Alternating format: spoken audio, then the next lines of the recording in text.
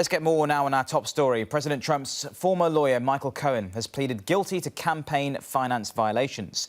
Meanwhile, his former campaign manager, Paul Manafort, has been convicted of 8 counts of fraud.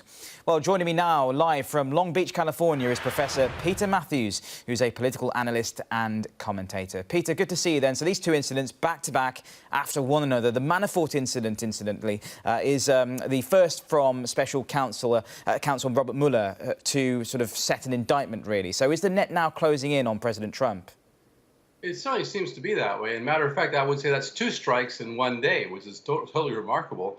And especially with the Cohen pleading guilty to these charges of having followed the president's order, it looks like, to illegally provide money as hush payment and as counted as campaign contributions to make sure that President Trump's campaign did not fail, that it would these women wouldn't talk about their affairs with him during the campaign and cost him the election. That's clearly a campaign contribution. It's called an in-kind contribution. And he gave way too much money. Cohen said he gave his own money of $130,000 to one of them, and that's way above the campaign donation limits. So there were all kinds of laws broken at the behest, it seems like, according to Cohen, behest of the president himself. So Cohen's lawyer then stating after the guilty plea that if they were a crime for Cohen, then why wouldn't they be a crime for Donald Trump? Is this argument valid? If Trump colluded in the payment to silence these 2 women for the alleged affairs with him, then that's an illegal act against campaign finance rules.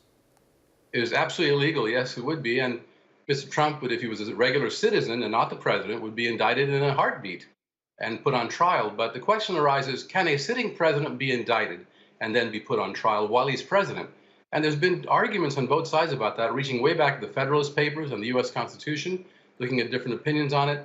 One side says the president should not be able to be indicted because that would hamstring the executive branch from carrying out its duties while he's president.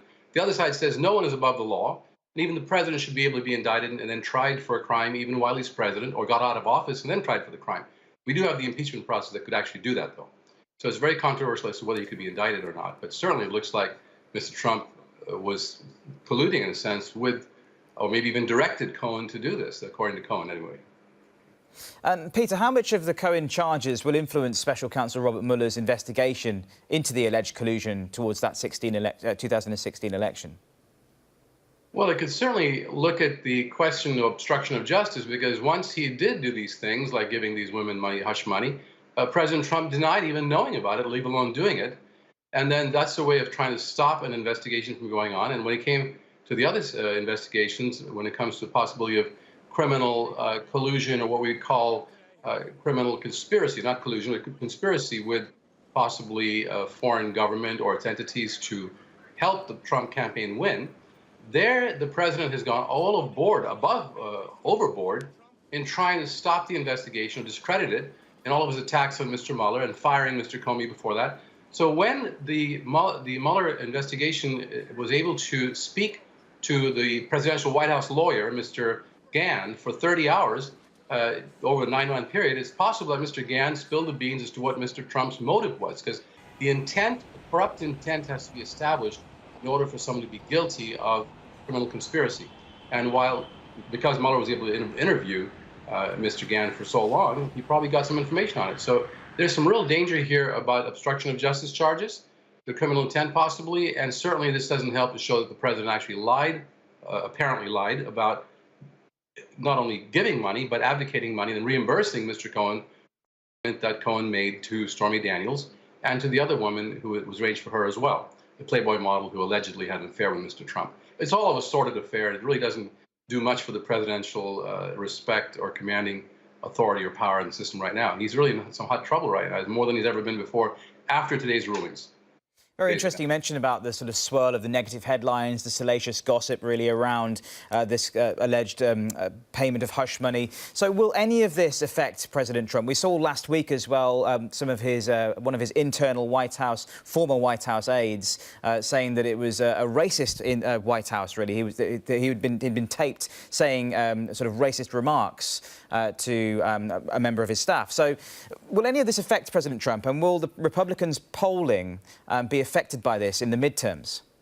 Absolutely, very possible, because the midterms are only 2 months away, and this is the worst time for something like this to break so wide open.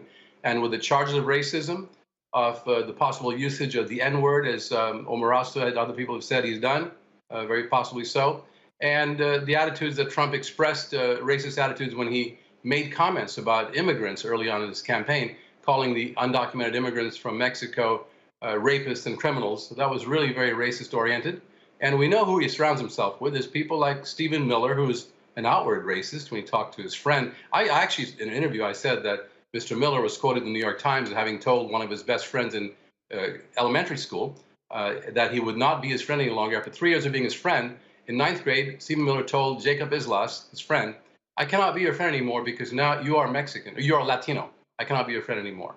So we know who Trump surrounds himself with. We know some of his comments, definitely racist oriented, and nothing that will strengthen him as president or give him any kind of admiration from the public. This is a major problem for the president now in trying to get what he done in anything done in policy.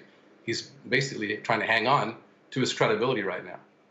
Absolutely, no doubt, much damage limitation and reputation management ahead for Mr. Trump.